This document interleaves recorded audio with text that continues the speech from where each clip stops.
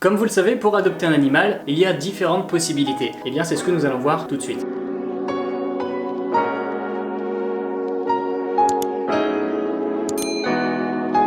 Faites très attention à ce que j'appelle les usines à chiots. Ce sont des éleveurs qui considèrent le chien comme un produit qui leur apporte du bénéfice. Je trouve ça très dommage. De toute façon, vous voyez très rapidement si un élevage est sérieux ou pas. Si un élevage fait 10 000 portées par an, c'est que c'est une usine de toute façon. Sélectionnez plutôt un élevage qui respecte bien la période de sevrage, très importante, qui doit être de 8 semaines minimum. Qu'est-ce qui se passe pendant cette période? Tout simplement, le chiot va vivre en fratrie. C'est très important qu'il reste avec ses frères et sœurs pendant cette période-là et avec sa mère qui va lui apprendre toutes les bases du langage canin. Voilà, ce qu'on appelle les codes canins. Un chien qui ne possède pas ces codes canins, qui a été sevré trop tôt, c'est-à-dire qui a été retiré trop tôt de sa mère, sera totalement perdu face à d'autres congénères plus tard lorsque vous aurez adopté votre chiot et que vous irez à la rencontre d'autres chiens. Celui-ci sera perdu, il ne saura pas communiquer et risque encore une fois de devenir agressif. De toute façon, au bout d'un moment, la maman des chiots va les rejeter. C'est totalement naturel. Mais c'est à ce moment-là qu'il faut récupérer le chiot et donc l'adopter. Donc concernant l'élevage par lequel nous passons pour Carbone et puis pour Azote, c'est un élevage familial. Les chiots vivent au milieu de la famille. Donc ce qui est très important, et nous ce qu'on adore ici dans cet élevage, c'est que les chiots sont stimulés. J'entends par stimulation, c'est-à-dire qu'ils sont habitués au bruit du quotidien. Par exemple, l'aspirateur, le bruit du moteur d'une voiture.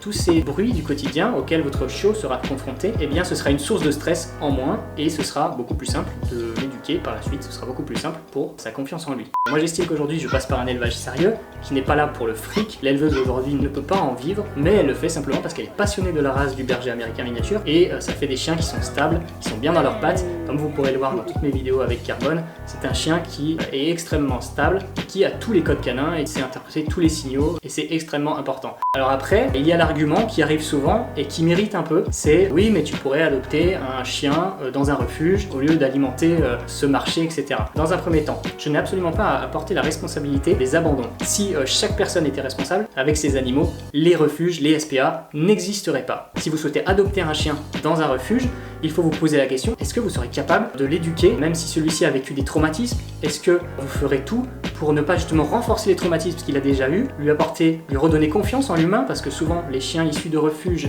et des SPA sont des chiens qui ont perdu la confiance en l'humain à cause de leur propriétaire précédent. C'est beaucoup plus compliqué qu'un chien qui a eu tous les codes canins, qui a été correctement sevré, etc. Souvent vous n'avez pas la fiche d'identité d'un chien qui est dans un refuge, puisqu'il a été retrouvé abandonné dans la nature. Il suffit qu'il n'ait pas été pucé, qu'il n'ait pas été tatoué, donc derrière vous n'avez aucune trace du passif de ce chien-là. C'est aussi comme la consanguinité. Malheureusement, beaucoup de propriétaires, beaucoup de particuliers font des portées. Vous pouvez faire de grosses conneries si vous reproduisez deux chiens ensemble et que vous n'êtes pas formé à la reproduction des chiens. Si les particuliers qui faisaient ces portées assumaient derrière les chiens, on pourrait accepter cela. Mais ce qui se passe, c'est que les personnes vont vendre ces chiens uniquement dans un but lucratif pour se faire de l'argent. Et derrière, vous retrouvez des chiens souvent avec des tares, des chiens avec des problèmes de dysplasie, des problèmes au niveau de la vue, de la vision. Donc c'est un risque. Et malheureusement, ceux qui accouplent des chiens, ils ne réfléchissent pas avant de faire ça. Donc ce qu'il faut savoir, c'est que votre chien, si vous souhaitez le prendre dans un refuge, allez-y, je vous encourage, mais il faut déjà que vous soyez préparé, il faut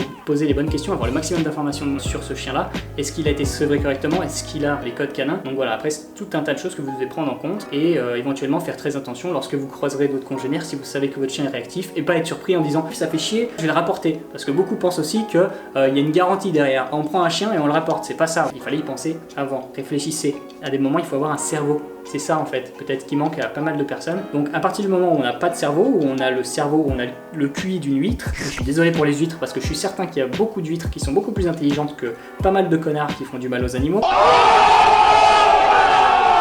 Du moment qu'on a le QI d'une huître, on ne devrait pas posséder d'animaux. À l'avenir, si ça pouvait exister un test d'aptitude pour posséder un animal, je pense que ça serait le top, qu'on ait tous un permis et que comme dans notre société aujourd'hui, vous ne pouvez pas abandonner votre enfant. Vous risquez des peines lourdes, et bien ça devrait être la même chose pour tous les animaux. Malheureusement, de nos jours, beaucoup de personnes vont choisir un chien en premier critère, principalement sur la beauté, avant de choisir le caractère du chien. Donc on va choisir d'abord une race parce qu'elle est jolie, que c'est à la mode, mais derrière, le caractère ne correspond absolument pas à l'adoptant et c'est par la suite catastrophique dans l'éducation avec celui-ci et souvent ils ne s'en sortent pas et on peut même retrouver dans les refuges des chiens de race et ça c'est à cause de ces propriétaires qui, encore une fois, n'ont pas réfléchi avant de prendre un animal. Il y a plus de 100 000 abandons chaque année en France. On devrait changer les choses tout de suite et pour ce faire, il faut que les propriétaires se responsabilisent. Alors je suis conscient que les gros enfoirés qui abandonnent leurs animaux, c'est pas ceux qui vont regarder cette vidéo et c'est pas ceux qui sont sensibilisés par les campagnes comme la vidéo de 30 millions d'amis qui est sortie récemment pour sensibiliser les propriétaires à ne pas abandonner leurs animaux. Parce que ce qui se passe, c'est qu'il y a un pic d'abandon juste avant le départ des vacances parce que les personnes ne peuvent pas ou ne souhaitent pas emmener leurs animaux en vacances. Je suis conscient qu'aujourd'hui, ce ne sont pas les locations de vacances qui aident à faire baisser ce taux d'abandon, même si ce ne sont pas eux les responsables dans l'immédiat. Le premier responsable de l'abandon, ça reste le propriétaire qui n'assume pas son animal. C'est pas devant le fait accompli qu'on se dit merde, j'ai envie d'emmener mon animal en vacances,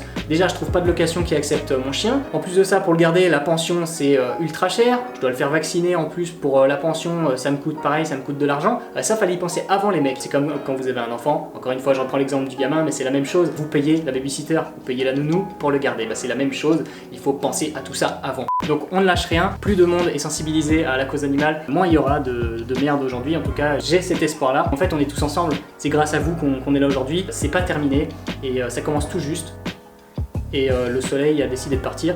Donc on se casse, abonnez-vous, ciao la famille, c'était Chien Trépide, par là-bas.